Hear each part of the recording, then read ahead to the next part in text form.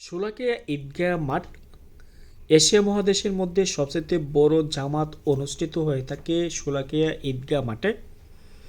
এখানের মধ্যে একটি বড় কড়ই গাছ রয়েছে আর অনেকগুলো গাছ, এগুলো দেখতে বেশ সুন্দর লাগে। মাঠটি বিশাল, এখানের মধ্যে কুরবানি ঈদ সহ মোট 199তম জামাত অনুষ্ঠিত হয়েছে। অর্থাৎ 2026 সালের যে রোজার ঈদ অনুষ্ঠিত হবে, এখানের মধ্যে ওই জামাত পড়ার পর 200তম জামাত এখানে অনুষ্ঠিত হবে।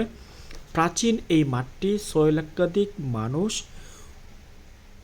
এখানে জামাতে উপস্থিত হয়। তবে যারা কিশোরগঞ্জে যাবেন অবশ্যই শোলাকিয়া ঈদগাহ মাঠটি ঘুরে আসবেন। আর এই মাঠটি দেখার পর আপনার কাছে অবশ্যই ভালো লাগবে। জেলা শহরের মধ্যে বা ভেতরে অবস্থিত এই বিশাল মাঠ, খুব বেশি জায়গা না, তবে এখানের মধ্যে আশেপাশের বাড়িঘরগুলো যখন ঈদ জামাত অনুষ্ঠিত হয়, বাড়িঘরের উঠোন বা দালান কোঠাগুলো যেগুলো রয়েছে সেগুলোর ছাদেও মানুষ কিন্তু দাঁড়াতে পারে এবং তারা নামাজ আদায় করে। প্রায় 6 লক্ষাধিক মানুষ গত রোজার ঈদে রেকর্ড করা হয়েছে, সবাই নামাজে আসছিল এবং তারা এখানে নামাজ আদায় করেছিল। তবে বাংলাদেশের এমন ঐতিহ্যবাহী ঈদগাহ মাঠ বেশ কয়েকটি রয়েছে, তবে অনেকেই অনেক রকম কথা বলে যে শোলাকিয়া মাঠটা নাকি অনেকটাই ছোট।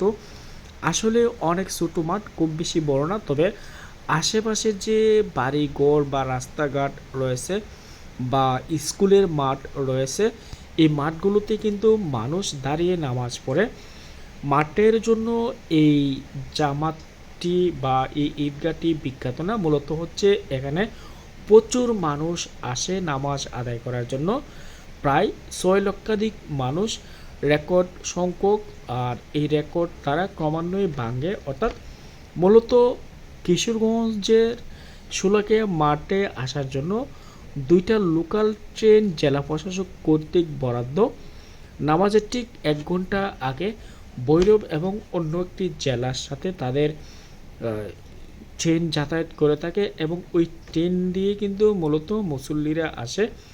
অনেকে আবার আগের দিন চলে আসে নামাজে অংশগ্রহণ করার জন্য। ইন্টারেস্টিং বিষয় হচ্ছে মাঠটা যদি হাঁটেন আপনার কাছে অনেকটাই ভালো লাগবে। দেশের এক প্রান্ত থেকে অন্য প্রান্তে ছুটে যায়, অনেক সুন্দর সুন্দর দৃশ্য দেখি এবং আপনাদের সাথে শেয়ার করি। কিশোরগঞ্জের শোলাকিয়া ঈদগাহ মাঠটি আপনাদের কেমন লেগেছে অবশ্যই জানাবেন। এই মাঠে যদি নামাজ আদায় করতে চান অবশ্যই আগের দিন চলে যাবেন, অথবা খুব সকালে যদি ভৈরব রেলওয়ে স্টেশনে উপস্থিত হন তাহলে ভৈরব রেলওয়ে স্টেশন থেকে ট্রেন যুগে এই মাঠে যেতে পারবেন। ভালো থাকবেন, সুস্থ থাকবেন, বেশি বেশি ঘুরবেন, দেশের সৌন্দর্য উপভোগ করবেন।